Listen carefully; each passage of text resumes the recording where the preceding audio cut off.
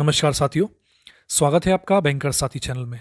साथियों, JIB exam से related videos आप बैंकर साथी चैनल पर देख सकते हैं।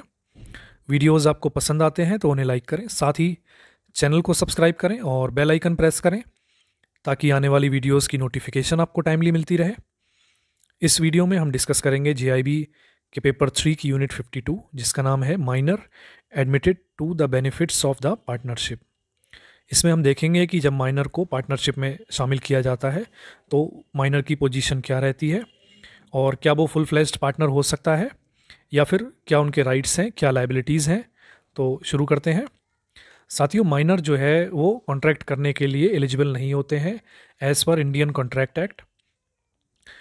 तो अगर वो एलिजिबल नहीं है कॉन्ट्रैक्ट करने के लिए तो ये बिल्कुल ऑब्वियस है कि वो कॉन्ट्रैक्ट ऑफ पार्टनरशिप में भी एंटर नहीं कर सकते। तो यहाँ का इसका मतलब ये है कि माइनर जो है वो फुल फ्लेज्ड पार्टनर किसी भी पार्टनरशिप फर्म में नहीं हो सकते। माइनर पार्टनर तो नहीं हो सकते, लेकिन माइनर को अगर बाकी सारे पार्टनर्स अगर चाहें, उनकी कंसेंट हो, तो माइनर को शामिल किया जा सकता है in the benefits of the partnership. तो पार्टनरशिप के जो बेनिफिट्स हैं उसमें माइनर को शेयर होल्डर बनाया जा सकता है। उसके जो प्रॉफिट्स होंगे उसमें माइनर का भी शेयर हो सकता है।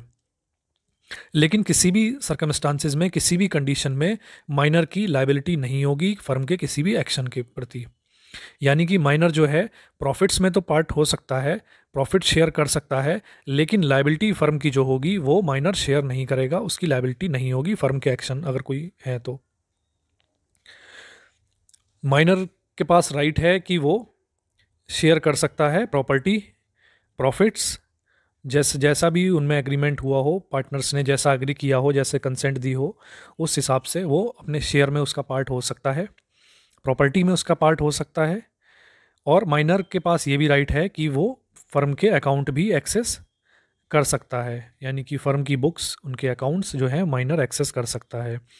माइनर के पास ये भी अधिकार है कि वो अगर चाहे तो, अगर ऐसा ज़रूरी हो तो वो सूट भी फाइल कर सकता है किसी एक पार्टनर के खिलाफ, या फिर बाकी सारे पार्टनर के अगेंस्ट भी वो सूट फाइल कर सकते हैं, एक्सेप्ट जब वो पार्टनरशिप एंड हो रही हो। एंड होने के समय अगर वो पार्टनर माइनर जो है वो मेजर हो जाता है, तब क्या कंडीशन होती है ये हम फर्दर देखते हैं। जब माइनर अटेन कर लेता है मेजॉरिटी, यानी कि माइनर की एज जो है अब वो माइनर नहीं रहा, वो 18 साल पूरे कर लेता है, उसके बाद में 6 महीने के अंदर, 6 मंथ का टाइम होता है, उसके अंदर उसको डिसाइड करना होता है कि क्या वो उस फर्म का पार्टनर बनना चाहता है या फिर नहीं बनना चाहता। और अगर वो ये डिसाइड करता है कि मुझे इस फर्म का पार्ट बनना है, तो उसमें पर्सन को पब्लिक नोटिस देना होता है at any time within 6 months of his attaining majority or his obtaining knowledge that he has been admitted to the benefit of partnership, whichever date is later. The person may give public notice to that effect whether he has elected to become a partner or not. This notice determines his position as regards the firm. तो जब जो भी वो public notice देगा उसके हिसाब से उसकी पोजीशन डिसाइड होगी कि उसकी फर्दर क्या लायबिलिटीज़ रहेंगी। However, if he fails to give such notice, he shall become a partner in the firm on expiry of said 6 month. तो लेकिन अगर जब वो मेजॉरिटी उसकी हो गया, वो मेजर हो गया, और उसके 6 महीने के अंदर भी अगर उसने कोई नोटिस नहीं दिया है, पब्लिक नोटिस, तो फिर ये मान लिया जाएगा कि वो फर्म में फुल फ्लेज्ड पार्टनर बाकी पार्टनर्स की तरह हो गया है। और जब वो पार्टनर बन जाता है तो his rights and liabilities as a minor continue up to the date on which he becomes a partner, but he also becomes personally liable to third parties for all act of the firm done since he was admitted to the benefits of the partnership. तो जब वो minor, जब तक उसकी जो rights और liability, जब तक वो माइनर था तब तक तो उस टाइम पीरियड तक उसकी जो लायबिलिटीज़ हैं वो नहीं रहेंगी, माइनर की तरह ही रहेंगी। लेकिन जब वो एडमिटेड हो गया, फुल फ्लेज्ड जो पार्टनर बन गया, उसके बाद में उसकी लायबिलिटीज़ थर्ड पार्टीज़ के प्रति भी हो जाएंगी। His share in the property and profits of the firm shall be the share to which he was entitled as a minor. तो उसका शेयर जो है प्रॉपर्टी में और प्रॉफिट्स में वही रहेगा जो कि जब वो माइनर था उस समय जो शेयर उसका रखा गया था, सेम शेयर उसका रहेगा जब वो मेजर हो जाएगा तब भी। लेकिन अगर दूसरा केस होता है, यानी कि वो माइनर जब मेजर हो जाता है, तो विद इन 6 मंथ वो पब्लिक नोटिस जारी कर देता है और ये डिसाइड करता है कि मुझे इस फर्म का पार्टनर नहीं बने रहना है, मुझे इसका पार्ट जो है वो नहीं बनना है। तो उसकी जो लाइबिलिटीज़ हैं और राइट्स हैं वो कंटिन्यू रहेंगी जब तक, जिस डेट तक वो माइनर था उस डेट तक की, तो उसकी जो माइनर की लाइबिलिटीज़ जितनी भी जो ड्यूटीज़ हैं वो रहेंगी। उसके बाद में his share shall not be liable for any act of the firm done after the date of notice. तो जब उसने नोटिस दे दिया तो उसके बाद में जो उसका शेयर है प्रॉफिट में, प्रॉपर्टीज़ में, उसका शेयर जो है वो लाइबल नहीं रहेगा फर्म के किसी भी एक्शन के प्रति। He shall be entitled to sue the partners for his share of property and profit. तो उसके जो शेयर जो है वो अपना शेयर पाने के लिए पार्टनर्स को सू कर सकता है, उनके ऊपर केस कर सकता है, अगर उसको प्रॉपर्टी और प्रॉफिट्स उसके जो शेयर के हैं वो उसको नहीं मिलते हैं।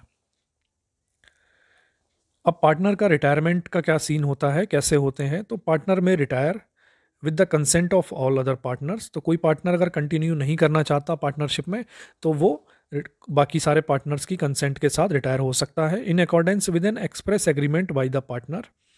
तो कोई एक्सप्रेस एग्रीमेंट हुआ है और उसके तहत भी रिटायर हो सकता है। और जब पार्टनरशिप है, अगर विल के ऊपर है, एक हमने जो पार्टनरशिप टाइप में पढ़ा था कि पार्टनरशिप एट विल होती है, उस केस में वो एक नोटिस दे सकता है राइटिंग में बाकी पार्टनर्स को कि उसकी इंटेंशन है कि वो रिटायर होना चाहता है। तो उस केस में वो नोटिस देने के बाद भी रिटायर हो सकता है। दूसरा एक केस हो सकता है कि पार्टनर जो है वो एक्सपेल कर दिया गया है बाकी पार्टनर्स के द्वारा, उसको हटा दिया गया है। तो ये भी पॉसिबल है, अगर बाकी सारे जो पार्टनर हैं वो मेजॉरिटी जो है वो इकट्ठे हो जाते हैं और किसी एक पार्टनर को पार्टनरशिप से हटाना चाहते हैं, तो वो भी पॉसिबल है। और जो इस पार्टनर को एक्सपेल किया गया है उसकी पोजीशन जो है वो सेम रहेगी, जैसे कि जो रिटायर्ड पार्टनर होता है उसकी उसकी तरह ही उसकी पोजीशन रहेगी। तो साथियों, इंसॉल्वेंसी ऑफ अ पार्टनर क्या होती है? If a partner becomes insolvent he ceases to be partner from the date on which order of adjudication is made. तो जिस डेट में वो ऑर्डर आ गया है, उसको इंसॉल्वेंट घोषित कर दिया गया है किसी पार्टनर को, तो उसी डेट से वो उस फर्म का पार्टनर नहीं रह जाएगा, यानी कि उसको पार्टनर नहीं माना जाएगा। तो साथियों, इस वीडियो में इतना ही था। वीडियो शेयर करें हमारे सभी जीआई बैंकर साथियों के साथ जो जीआईबी एग्ज़ाम देने जा रहे हैं। तो मिलते हैं साथियों नेक्स्ट वीडियो में। Thank you.